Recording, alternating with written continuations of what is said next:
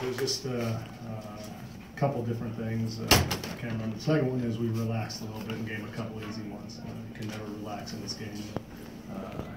Just I want to try to stem it right there, get back on them to make sure we don't give up any easy shots. The score was 15 points or something, but as we've seen, that's nothing. We can never relax. And in the first half, we weren't moving the ball. It was one pass or no passes, and the guys were shooting. Once we got into passing the ball and moving it from side to side, then I think we had 4 assists with 8 minutes to go in the second quarter. Ended up with 11 for the half, and then ended up with 24 for the game. So they had 20 assists in 32 minutes. So that's pretty good. So once they realize that they can move the ball, move their bodies, and trust each other, they're all going to get their shots. Coach, you called the timeout, 8:55 in the second quarter. Obviously upset, down 8. From there, you went on a 30-10 run. What turned things around? And again, what did you say to the team, or what was said in the huddle? Again, that turned things around. No, again, it was just simply move the ball. We're trying to go in the post. We were trying to come off a pick and roll and just shoot it. And we wanted to get the ball from side to side. It was as simple as that. Once they started doing that, then they got good shots. What kind of impact did Jarrett Jack have in that, particularly that second quarter, and then it gets close in the third? Yeah, no, I thought Jarrett was great tonight. He really controlled things. He got us off to a good start. He hit the first corner 3, to start the game, and he just had us organized. Patrick Beverly, even though he's coming back from injury, is still can really get after you and hound you. And Jarrett's a veteran enough guy that he was able to handle that and get us into some offense. So I thought he played a great game. Well, what do you see in Enes Kanter's game tonight? He had a double-double. Yeah, he was great is he didn't force anything. Sometimes guys get frustrated if they don't get shots. He played his role perfectly tonight. He had to deal with DeAndre, try to box him off the boards, not let him get too many offensive boards. He went and set some screens outside.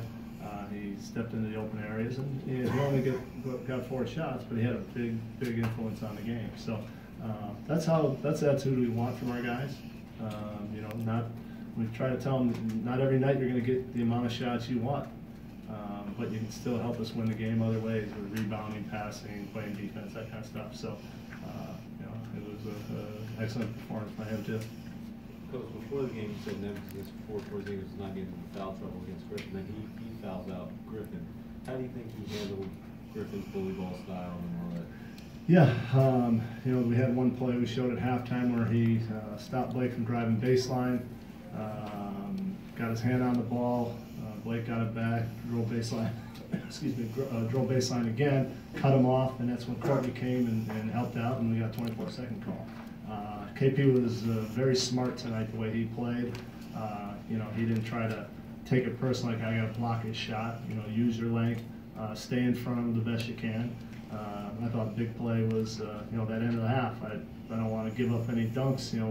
They should have never got to that situation, but KP of last year probably would have tried to block that, probably got called for his 3rd foul, and then he can't use his aggressiveness in the second half. So it was great that he realizes that. He let it go.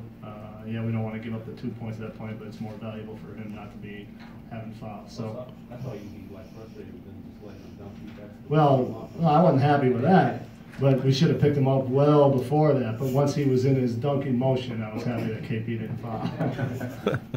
Coach, can you explain just how important it was to get a win here when your team has let big leads get away? So just how important was it to finish this after you had a big lead? Well, we've had games and we've had leads and we've held it.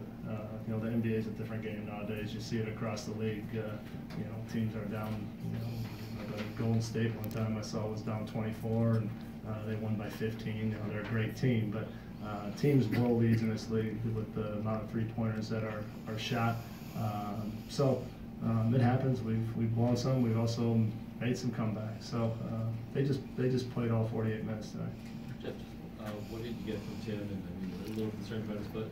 Yeah, it's great that he only had to play 26 minutes.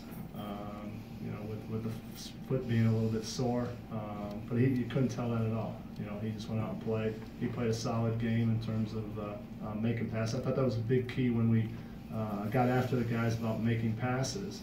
I think twice in a row he was able to come off after we swung the ball, and I think he hit KP with some short rolls, and KP was able to make a pass or a shot, I can't remember, but I thought he started that. He started the contagiousness of, hey, let's make this quick extra pass instead of just trying to attack and shoot it themselves. So yeah, he was good. Our whole team was good tonight.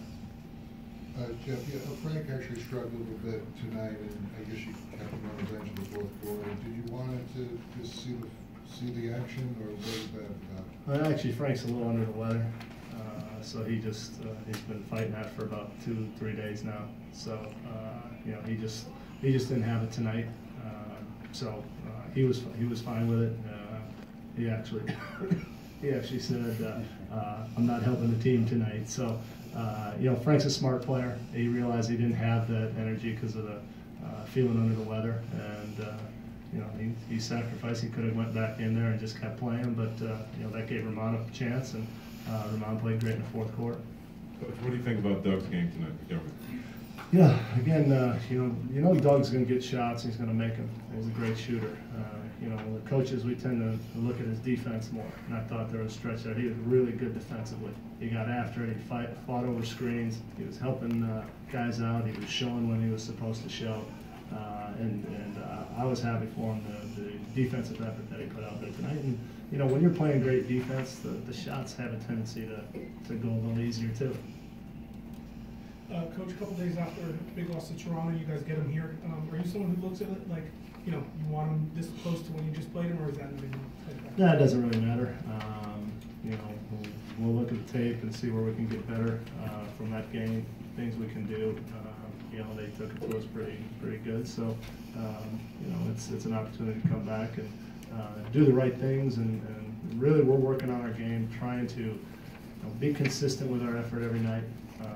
Having our proper rotations, being focused in, and if we can duplicate tonight's game in terms of that focus, we'll have a chance. Thank you. Okay.